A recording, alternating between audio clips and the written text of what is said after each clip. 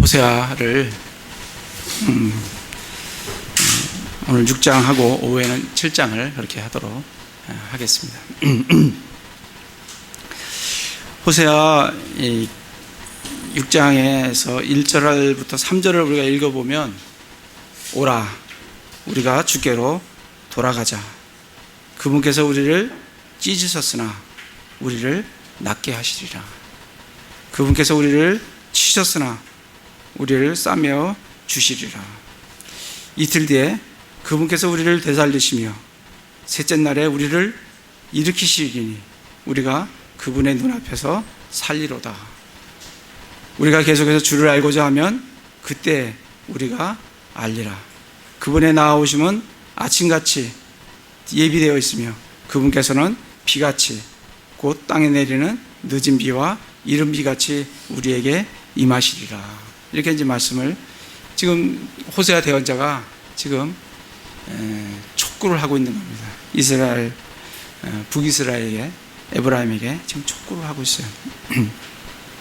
이 1절에서 3절만 보면, 이 말씀대로라면 얼마나 좋겠어요. 하나님께서 어서 오라, 잘 왔다, 내가 너를 싸매어주고 너를 낫게 해주겠다, 그렇게 이제 말씀을 하시는 게 당연하죠. 이 말씀만 보면 참 이스라엘 회복을 바라보는 것 같고 참 감사한 것 같아요. 근데 4절을 읽으시면 하나님께서 뭐라고 말씀하시냐면, 오 에브라함아 내가 내게 어떻게 하랴. 오 유다야 내가 내게 어떻게 하랴. 너희의 선함은 아침 구름 같고 사라지는 새벽 이슬 같나니. 내가 너희들한테 뭘 더 어떻게 더 해줘야 되느냐.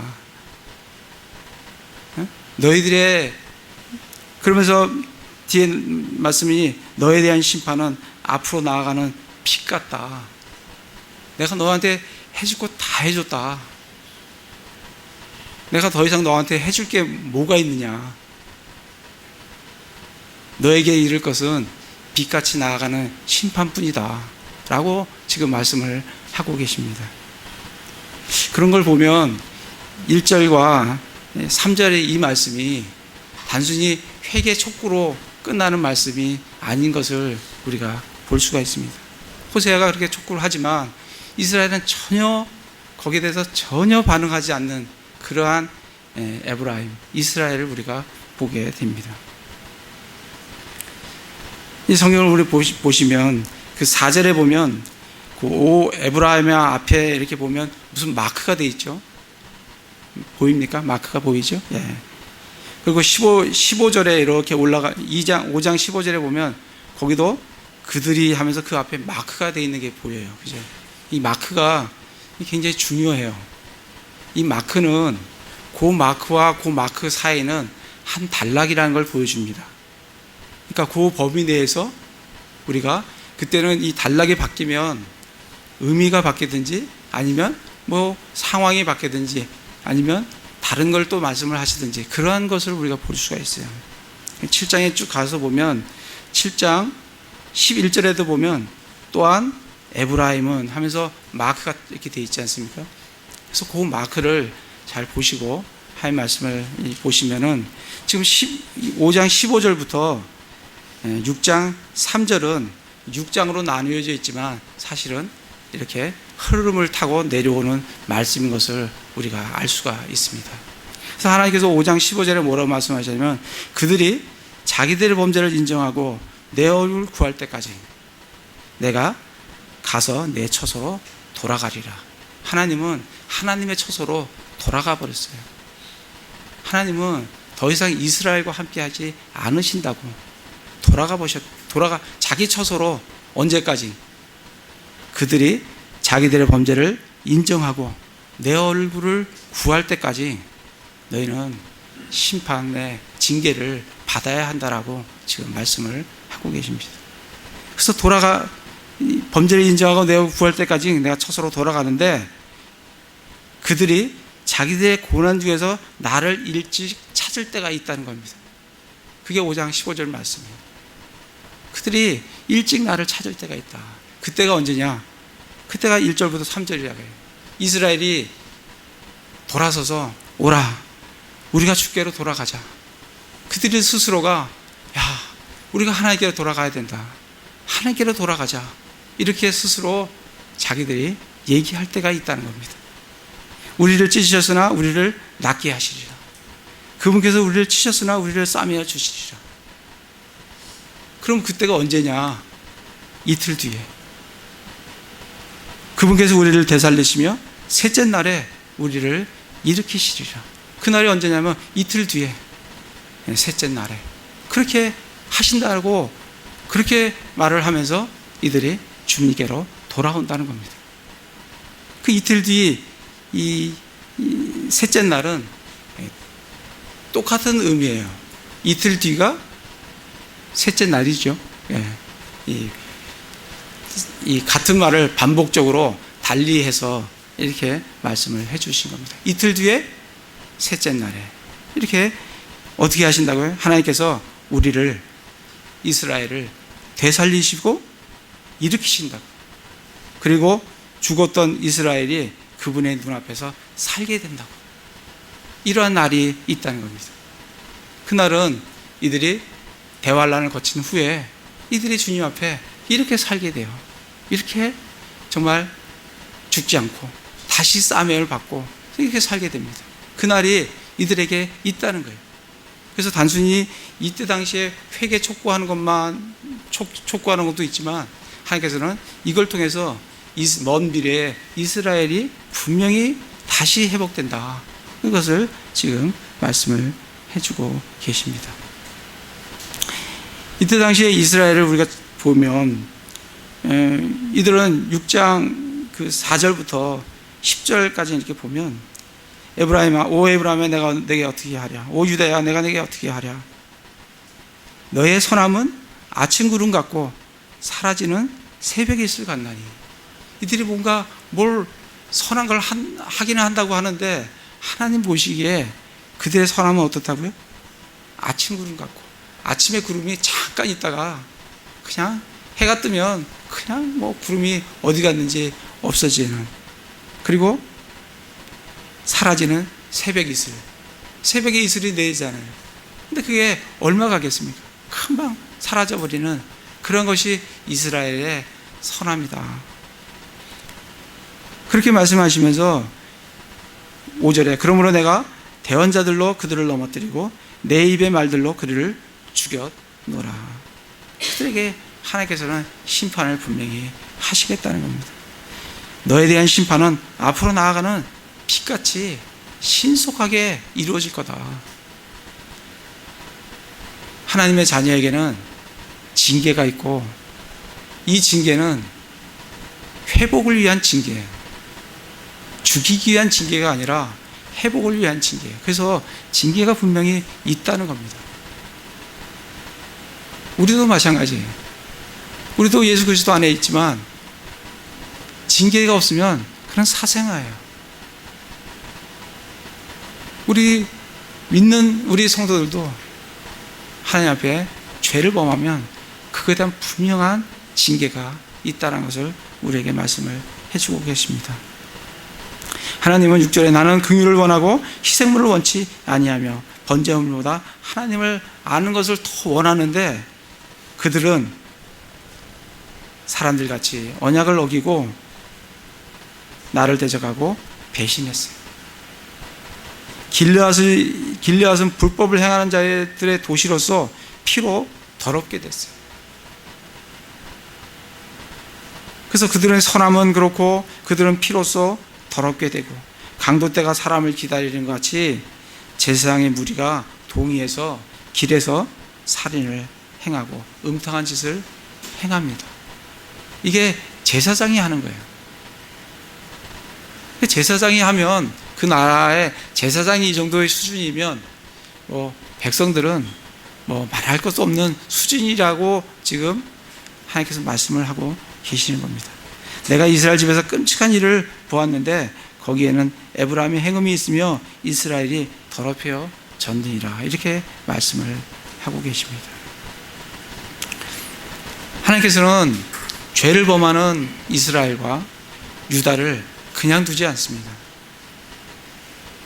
철저히 징계하시는 걸 참 볼 수가 있어요. 왜냐하면 죄가 그렇게 무서운 거기 때문에 그래요. 그리고 그 죄로부터 하나님께서는 그들을 치료하시기 위해서 그래요. 우리가 이걸 잘 안다면 우리가 이 세상에서 어떠한 죄에 대해서 어떠한 태도를 가지고 살아가야 될지를 우리에게 잘 말씀을 해주고 계십니다. 하나님께서 어떻게 이스라엘을 치시는지 우리 아모스 4장을 가보겠습니다. 아모스 4장에 보시면 하나님께서 이 아모스도 북이스라엘을 대언하는, 북이스라엘에 대해서 대언한 책이에요. 4장 6절에 보면 내가 또한 너희의 모든 도시에서 너희 일을 깨끗하게 하며 너희 모든 처소에서 빵이 부족하게 하였느니라. 뭐 일을 깨끗하게, 이 깨끗하면 좋습니까? 여기서 말하는 일을 깨끗한다는 얘기는 먹을 양식이 없다는 거예요. 먹을 게 없기 때문에 이가 더러워질 일이 없는 거예요. 그렇게 표현을 하시는 거예요. 일을 깨끗하게 하며 너희 모든 처에서 빵이 부족하게 하였느니라. 기근을 주신다는 거예요. 그럼에도 너희가 내게로 돌아오지 아니하였느니라. 주가 말하노라. 기근을 보내도, 하나님이 기근으로 쳐도 이들이 돌아오지를 않아요. 7절에 보면 또한 수확할 때까지 아직 3달이 남아 있을지라도 내가 너에게 비를 멈추게 하여 어떤 도시에는 비가 내리게 하고 다른 도시에는 비가 내리지 아니하겠으므로 어떤 부분에는 비가 내리고 비가 내리지 아니하는 부분은 마름해. 이에 두세 도시가 떠돌아다니다가 한 도시에 이르러 물을 마시려 하였으나 만족하지 못하였느니라. 물이 택없이 불쑥한 거예요. 갈증이 있는 거예요. 그럼에도 너희가 내게로 돌아오지 아니하였느니라. 9절에 보면 내가 마른 뼈과 곰팡이로 너희를 치고 너희 동산과 포도원과 무화과 나무와 올리브 나무가 불어날 때 털벌레가 그것을 삼키게 하였느니라. 이 농사가 안 되도록, 먹을 것이 없도록 농작물을 다 벌레들이 먹어 치우도록 했는데도 그럼에도 너희가 내게로 돌아오지 아니하였느니라. 주가 말하노라. 10절에 내가 이집트에서 행한 방식대로 너희 가운데서 역병을 보내고 칼로 너희 젊은이들을 죽이며 너희의 말들을 빼앗아 가고 너희 진영의 고약한 냄새가 너희 콧구멍에까지 이르게 하였느니라. 그럼에도 너희가 내게로 돌아오지 아니하였느니라. 전쟁을 일으키는 거예요.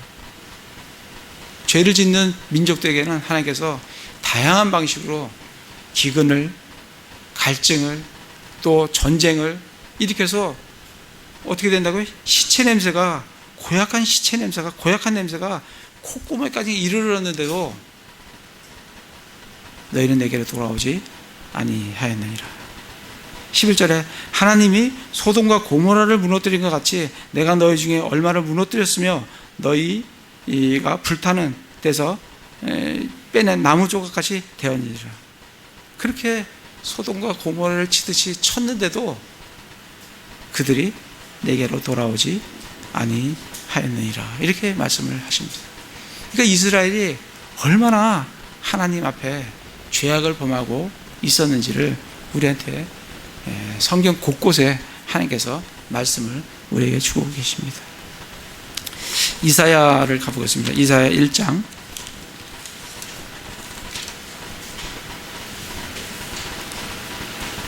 이스라엘과 남유다가 얼마나 하나님께 얻어맞는지 우리가 보고 정말 우리가 교훈을 삼아야 될 줄로 생각합니다. 1장 3절에 보면 소도 자기 주인을 알며 나귀도 자기 주인의 구애를 알건만은 이스라엘은 알지 못하며 내 백성은 깊이 생각하지 못하는도다 하셨도다. 하나님 소나 나귀만도 못하다는 얘기예요. 이스라엘이 자신의, 그들은 자기 주인의 구유를 아는데 이건 뭐 누가 자기를 창조하고 만들고 자기의 하나님인지 모르는 백성이 북이스라엘이고 남유다예요. 5절에 너희가 어찌하여 더 많이 맞으려 하느냐, 숱하게 심하게 맞았어요. 그때 하나님이 이렇게 말씀하시게요. 더 맞으려고 하느냐? 너희가 더더욱 반역하려 하는도다. 온 머리는 병들었고 온 마음은 기진하였으며 발바닥에서부터 머리까지 그 안에 성 것이 없이 상처와 멍과 골문 종기뿐이거늘 그것들을 꿰매고 싸매고 향유를 발라 아픔을 달래지 못하였도다. 하나님께 맞아서 터지고 골마 터져서 종기와 멍가 이런 걸로 가득 찬 이스라엘이에요. 7절에 너희의 나라는 황폐하게 되고 너희의 도시들은 불에 탔으며 너희의 땅은 너희 앞에서 낯선 자들이 삼킴에 낯선 자들이 뒤엎는 것 같이 황폐하게 되었도다. 6절에 시온의 딸은 포도원의 원두막같이 오이밭의 오두막같이 포위당한 도시같이 남게 되었도다. 아무것도 없이 원두막만 덜렁 있는 만군의 주께서 우리를 위하여 아주 소수의 남은 자를 남겨두지 아니하였더라면 우리가 소돔같이 되고 고모라같이 되었으리라. 그렇게 말씀을 하고 계십니다. 이게 하나님께서 하나님을 대적하고 하나님을 배반한 그 백성에게 징계를 가하시는, 근데 이거는 죽이기 위한 심판이 아니라, 죽이기 위한 징계가 아니라 다시 회복하기 위한, 다시 살리기 위한 징계라는 것을 우리가 알 수가 있습니다. 그럼에도 불구하고 이스라엘은 돌아오질 않는다라고, 돌아오지 않는다 하고 아모스에서 계속해서 말씀을 해서, 그럼에도 불구하고 너희가 돌아오지 않는다, 그럼에도 불구하고 너희가 돌아오지 않는다라고 말씀을 하고 계십니다.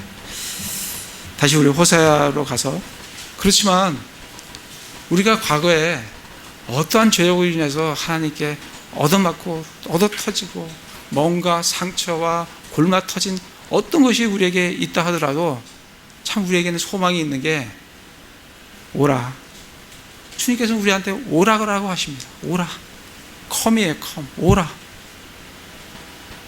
내게로 오라. 그 주님께로 우리가 돌아가면 그 주님께서 우리를 찢으셨어요. 그러나 찢으신 분도 하나님이시고 그것을 낫게 하시는 분도 하나님이세요. 우리를 치시는 분도 하나님이시고 우리를 싸매어 주시는 분도 하나님이시고, 우리에게는 소망이 있어요. 내가 어떠한 죄악 가운데 있었다 할지라도, 어떠한 죄를 범하고 살았다 할지라도, 어떠한 상처가 있고 어떠한 아픔이 내게 죄로 인한 것이 있었다 할지라도 우리가 주님께로 돌아가면 거기에는 우리의 회복이 있고 우리의 나음이 있다는 거예요. 그러니까 우리가 참 소망이 있는, 우리 성도들이 소망이 있는 거예요. 이스라엘도 지금 소망이 있는 거예요. 하나님께서 소망 있는 그 삶을 지금 말씀을 해주고 계십니다. 그래서 이틀 뒤에, 그때가 언제냐? 이틀 뒤에 그분께서 우리를 되살리시며 셋째 날에 우리를 일으키시리라. 그러면 이 이틀 뒤가 언제고 이 셋째 날이 언젠가? 잘 읽어보시면 5장 15절에 보면 하나님께서는 자기 처소로 돌아갔어요. 언제까지 돌아오지 않으세요? 자기들의 범죄를 인정하고 내 얼굴을 구할 때까지는 하나님께서 다시 오지 않으세요. 그들이 자기들의 고난 중에서 하나님을 찾을 때까지 오지 않으신다.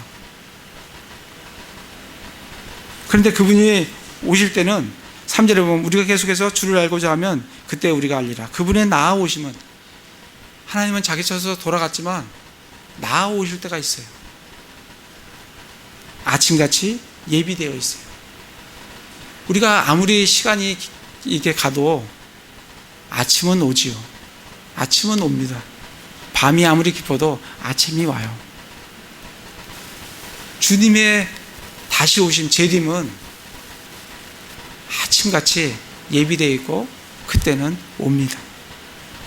그리고 그분께서 비같이 곧 땅에 내리는 늦은 비와 이른 비같이, 비같이 땅에 내리는 늦은 비와 이른 비같이, 비는 땅에 내려요.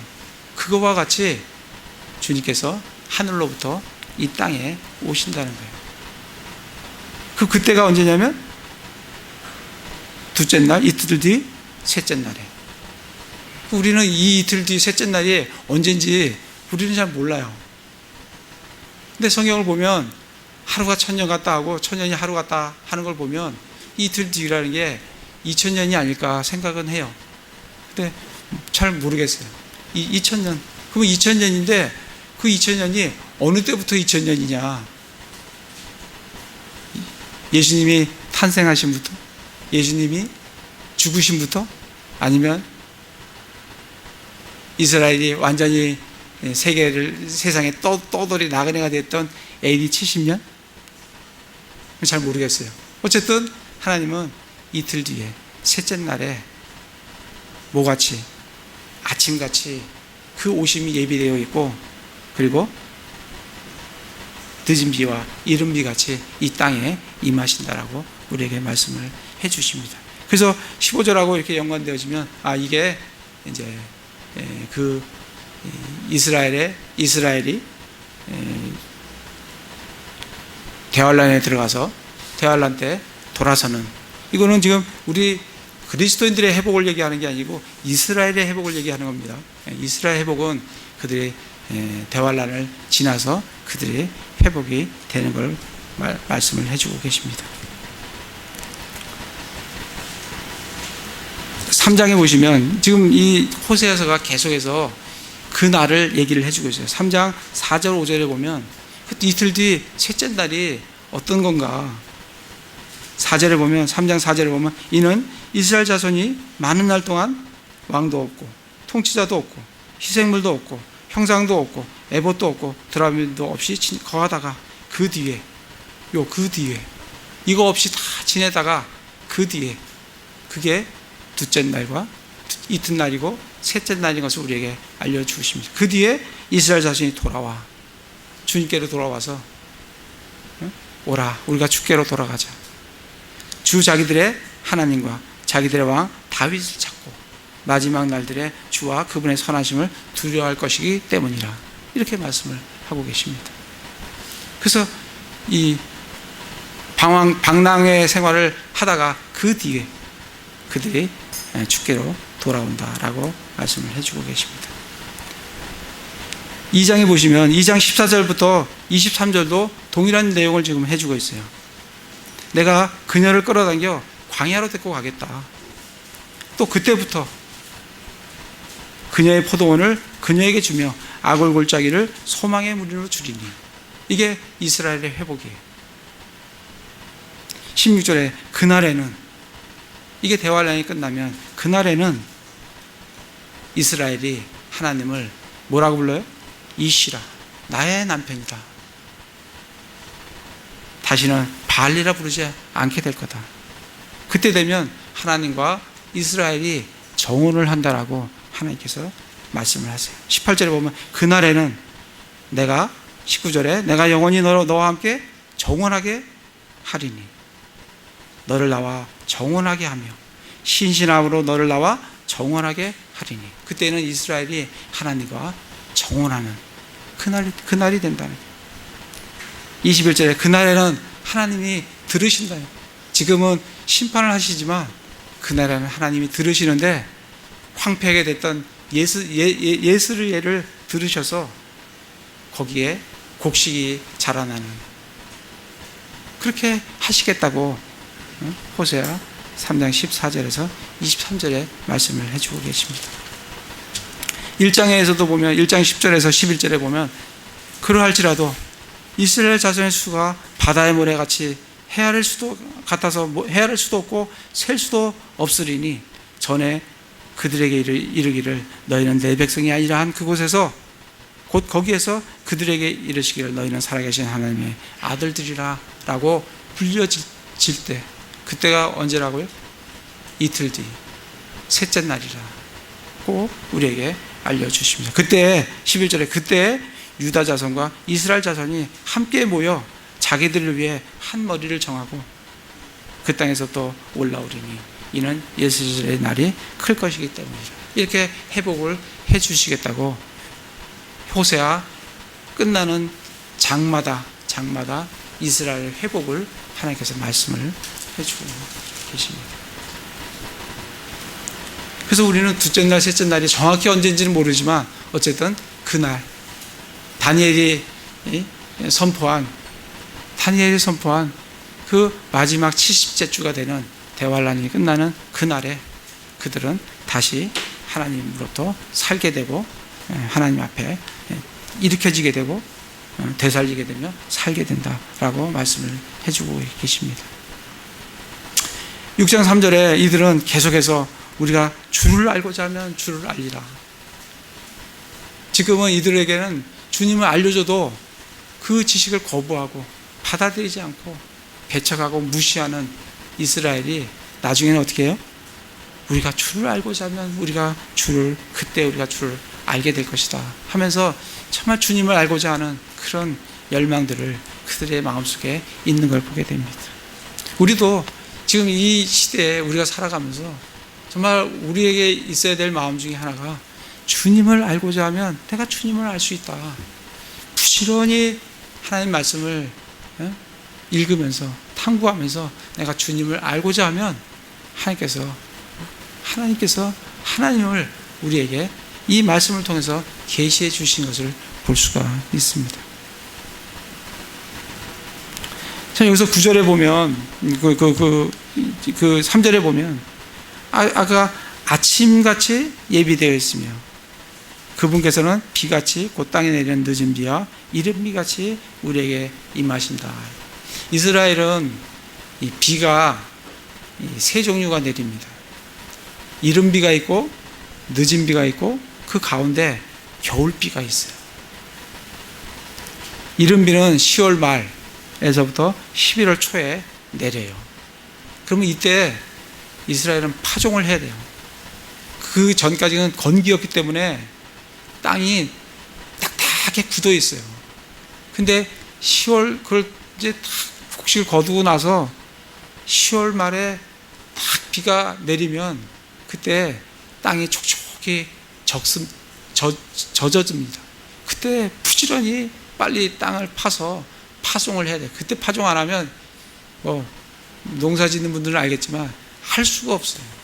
그때 파종을 해야 돼요. 그래서 이른 비가 그때 내려요. 그리고 이 겨울비가 있어요. 12월 하순부터 2월까지는 장마비 쏟아지지. 우리 지금 장마비 오듯이 그들에게도 비가 겨울에 내려요. 걔들은 비가 장마비 같이 쏟아집니다. 그리고 3월과 4월에 되면 늦은 비가 와요. 이때 이거는 곡식을 자라게 하고 곡식이 열매를 맺게 하는 그러한 비예요. 그래서 이른 비와 늦은 비가 없으면 이거는 파종도 할 수 없고 또 이 곡식이 자라나지가 않아요. 그래서 주님께서 아침같이 예비되어 있다. 주님의 오심이 아침같이 예비되어 있다는 것은 그죠? 어떻게든 아침이 오니까 하나님의 신실하심을 볼 수가 있어요. 그죠? 아침은 어떻게든 아침이 오니까 주님의 오심은 아침같이 예비되어 있다. 그리고 아무리 세월이 지나도 그들에게는 이른 비와 늦은 비는 계속해서 해가 거듭해도 내립니다. 우리도 지금 또 올해는 좀 약간 좀 저거 틀리지만 장마비가 내리잖아요. 늘 우리나라도 장마비가 언제 내려요? 6월 말에서 7월 중순까지는 장마비가 내린다고요. 그러다가 떼약볕으로 들어가잖아요. 그거와 마찬가지로 이들에게도 이른 비와 늦은 비가 있는데 그렇게 신실하게 주님의 오심은 예정되어 있고 신실하게 오실 것이라고 우리에게 말씀을 해주고 계십니다. 그러면서 정말 하나님께서는 4절에 오 에브라임아 내가 내게 어떻게 하랴, 오 유다야 내가 내게 어떻게 하랴. 너의 선함은 아침 구름 같고 사라지는 새벽 이슬 같다. 하나님께서는 이스라엘에게 내가 너한테 어떻게 하라, 이 의미는 뭐냐면 내가 더 이상 너한테 할 게 없다. 더 이상 너한테 정말 이제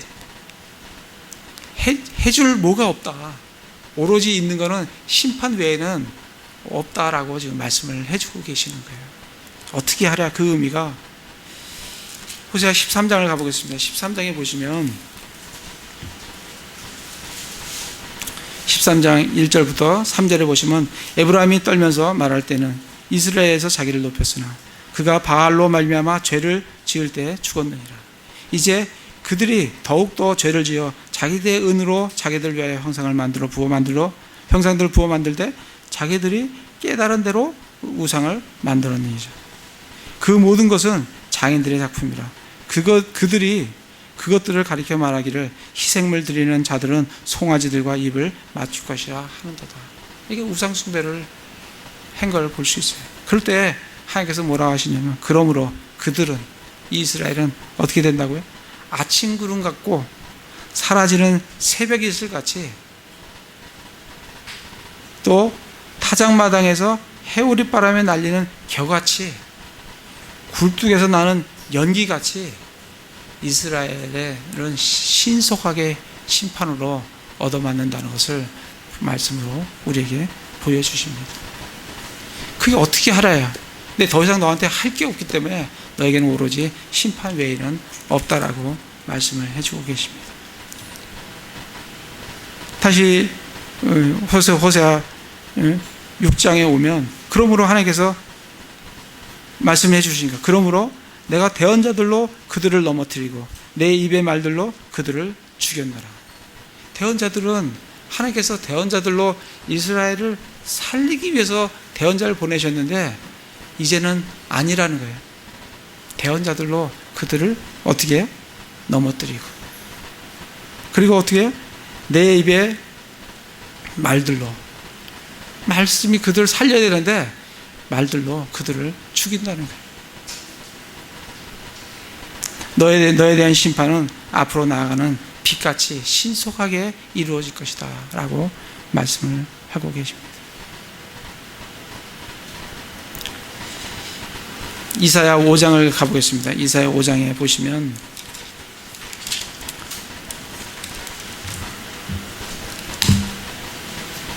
(5장 3절에) 보시면 하나님께서 이스라엘에 대해서 뭐라고 말씀하시는지, 3절에 오 예루살렘 거주민들아, 유다 사람들아, 청하노니 이제 나와 내 포도원 사이에 판단을 하라. 내가 내 포도원을 위해 무슨 일을 더할 수 있었으랴. 하나님은 이스라엘이라는 포도원을 위해서 할 거 다 하셨다는 거예요. 그래서 이렇게 말씀하시는 거예요. 내가 더 포도원을 위해 무슨 일을 더 할 수 있었으랴. 할 게 없다는 거예요. 그 안에서 내가 행하지 아니한 것이 무엇이냐? 내가 뭘 안 했냐? 포도원이 포도내기를 내가 바랐거늘 어찌하여 그것이 들포도를 내었느냐? 나는 네가 포도를 내기 위해서 내가 포도원에 행할 내가 모든 걸 다 했다. 그런데 그 포도원이 포도를 내지 않고 들포도를 내더라. 내가 더 이상 너한테 뭘 더 할 수 있겠느냐? 이렇게 말씀을 하시는 겁니다. 5절에 자 이제 내가 내 포도원에 무슨 일을 행할지 너에게 말하지라. 내가 그것의 울타리를 제거하여 그것이 먹히게 하며 그것에 담을 헐어서 그것이 짓밟히게 하리라. 이제 더 이상 할 게 없고 심판만 있게 될 거다. 울타리를 제거하고 담을 헐어서 짓밟히게 하겠다는 거예요. 또 내가 그것들을 피폐하게 내버려 두리니 거기서 가지를 치거나 땅을 갈지 못하고 다만 거기서 찔레와 가시가 올라오리라. 내가 또한 구름들에게 명령하여 그것들이 그 위에 비를 내리지 못하게 하리라. 그렇게 말씀을 하고 계십니다. 한 구절 좀 더 보겠습니다. 에레미야 5장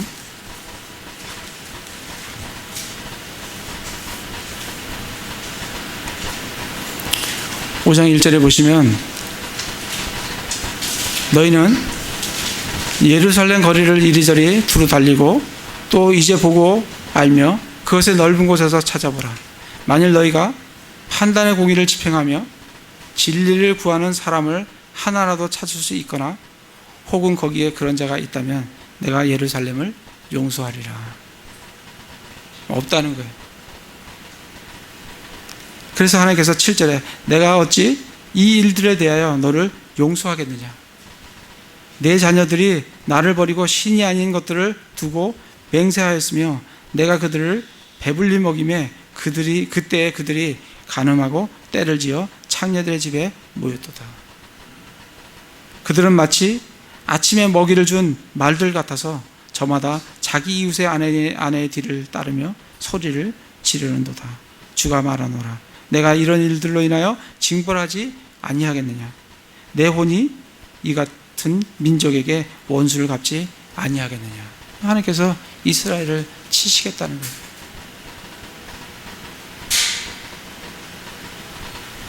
다시 우리 호세아서로 가서 그렇게 심판이 빛같이 하나님께서 대언자를 통해서 그들을 넘어뜨리고 일비의 말로 그들을 죽이고 그리고 심판은 빛같이 임하게 될 거다. 하나님께서 나는 긍휼을 원하고 희생물을 원치 아니하며 번제 헌물보다 하나님 아는 것을 더 원하였으나. 하나님은 희생물과 번제 헌물을 원하시는 게 아니에요. 율법에 희생물과 번제 헌물을 드리라고 되어 있지만 율법의 정신은 그 바탕이 뭐냐면 사랑이에요. 명령의 목적은 사랑이라고요. 그래서 제일 첫째 되는 계명이 뭐예요? 내 하나님을 사랑하라. 둘째 계명은 뭐예요? 내 이웃을 내 몸같이 사랑하라. 그게 계명의 기본 정신이에요.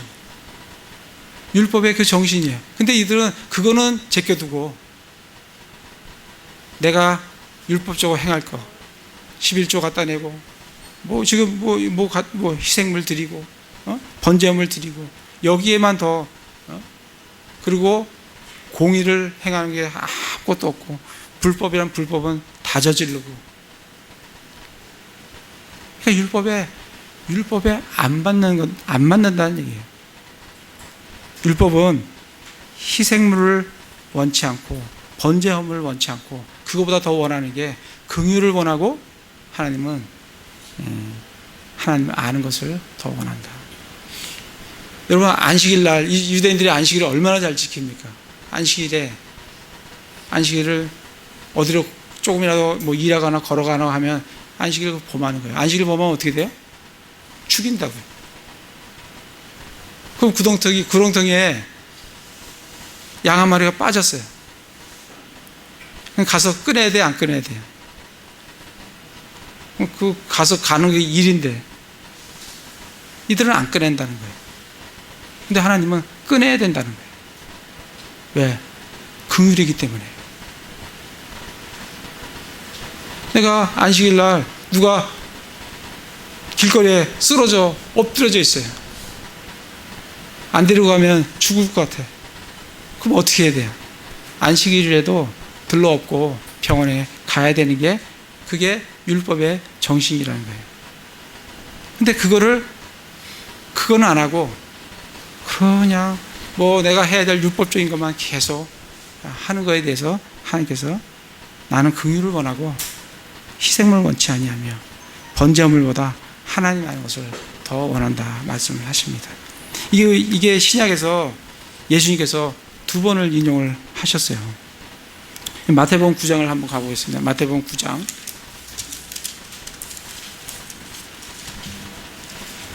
그래서 이 말씀의 의미를 우리가 좀 잘 새겨 알았으면 좋겠습니다.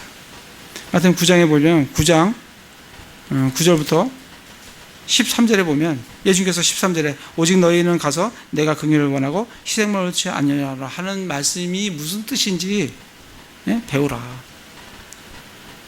이들이 뭐라고 얘기하냐면 예수님이 그 마태와 함께 집에 들어갔는데 세리들과 죄인들과 함께 앉았어요.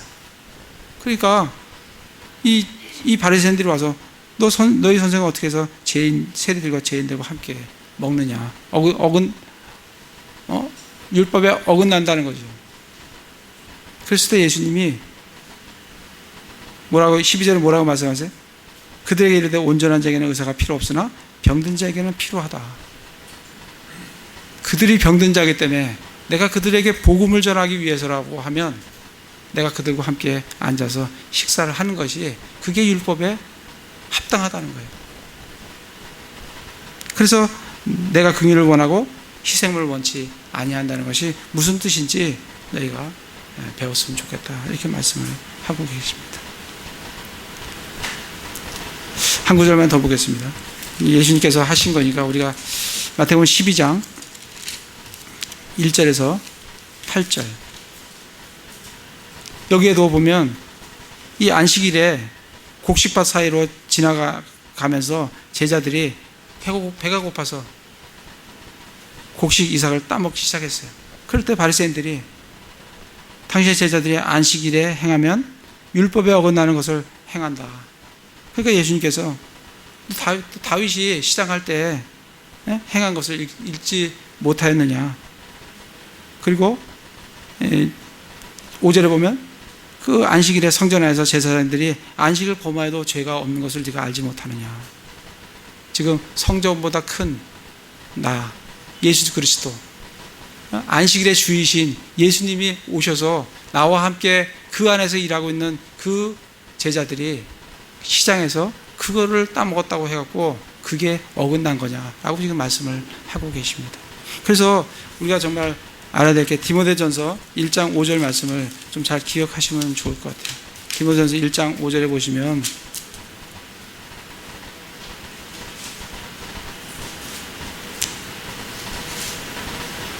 이제 명령의 목적은 순수한 마음과 선한 양심과 거짓 없는 믿음에서 나오는 사랑이거늘.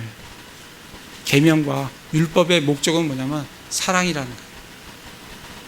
사랑이 항상 바탕이 된 상황 가운데서 그 말씀들을 우리가 준행을 해 나가야 된다라고 우리에게 말씀을 해주고 계십니다. 나머지 말씀은 좀 읽어보시고요. 다시 호세아 와서 그래서 정말 내가 긍휼을 원하고 희생물을 원치 아니하며 번제물보다 하나님 아는 것을 더 원하였다. 그러니까 이 당시에 이 이스라엘이 얼마나 형식적인 삶을 살았는지, 형식은 참 뭔가 지키는 것 같은데 그 율법의 정신이 사랑은 전혀 하고 있지 않는 그거를 지적하시는 것을 볼 수가 있습니다. 그래서 그랬을 때 하나님께서는 그 호세아 5장 6절에 보면 그들이 자기들의 양떼와 소떼를 끌고 가서 주를 찾을지라도 그를 만나지 못하리니 하나님 안 만나 주시겠다라고 말씀을 하고 계십니다. 그래서 정말 이스라엘의 그런 불법들을 참 보는 걸 우리가 볼 수가 있습니다. 그래서 여기서 특별히 하나님께서 이스라엘에게 더럽혀졌느니라고 말씀을 하는 걸 볼 수가 있어요. 뭐가 참 더럽혀지냐면 우리는 뭔가 진짜 이 더러운 음식물이 나를 더럽히고 뭐 이런 게 더럽혀진 것 같지만 주님께서는 그게 우리를 더럽힌다라고 말씀은 하지는 않으세요. 여기 보시면 8절에 보면 길르앗은 불법을 행하는 자들로서 자들의 도시로서 피로 더럽게 되었도다. 이 피가 더럽혀요. 이 피가 더럽게 됐다는 건 뭐냐면 무죄한 피를 흘린다는 거예요. 잘못된 피를 흘린다는 거예요. 그게 땅을 더럽힌다는 거예요. 우리 그리스도인들은 의를 행해야지 이런 불법적인 그런 무죄한 피를 흘리게 해서는 안 된다는 거예요. 그리고 10절에 보면 내가 이스라엘 집에서 끔찍한 일을 보았는데 거기에 에브라임의 행음이 있으며 이스라엘이 더럽혀졌느니라. 또 뭐가 더럽히냐면 우상숭배와 영적인 간음과 그리고 육적인 간음이 음행이 우리를 더럽힌다. 그 세 가지가 무지한 피, 또 뭐예요? 음행, 영적인 음행, 그런 것들이 우리를 더럽힌다. 그래서 정말 우리가 우리의 진짜 우리는 뭐 우리의 우상숭배는 뭐예요? 이 땅에 지금 살아갈 때는 뭘 지금 우상숭배를 안 하는 것 같아요. 그렇지만 우리에게는 탐욕이 우상숭배라는 거예요. 하나님보다 더 사랑하는 것이 뭐가 있으면 그게 우상숭배라는 거예요. 그게 땅을 더럽힌다. 그렇게 말씀을 해 주십니다. 그래서 오늘 전체 이 6장 전체를 보면서 정말 하나님 앞에 얻어 터지고 상처나고 골마 터지고 종기와 그런 걸로 가득 찬 이스라엘. 그러나 그들에게 소망이 있는 것은 주님께로 돌아가면 그 찢어진 것이 낫게 되고 치셨던 것이 싸매어지고 회복이 된다는 것을 우리에게 말씀을 해 주십니다. 그래서 우리에게도 마찬가지예요. 우리에게도 여러 가지 형제자매들, 저도 여러 가지 상처들이 있고 어려움이 있고 과거에 그런 것들이 많아요. 앞으로 또 있을 거예요. 그러나 그런 죄로 말미암아 그런 것들을 우리가 해결하고 그 회복을 하기 위해서는 우리가 주님께로 돌아가면 주께서 우리를 찢으셨던 것을 낫게 해주시고 치셨던 것을 싸매어 주시는 그런 주님인 것을 우리가 보게 됩니다. 그래서 주님께로 돌아가시는, 그래서 주님으로부터 회복을, 주님으로부터 치유함을 받으시는 그런 형제 자매들 다 되시기를 기도를 드립니다. 예, 제가 기도하겠습니다.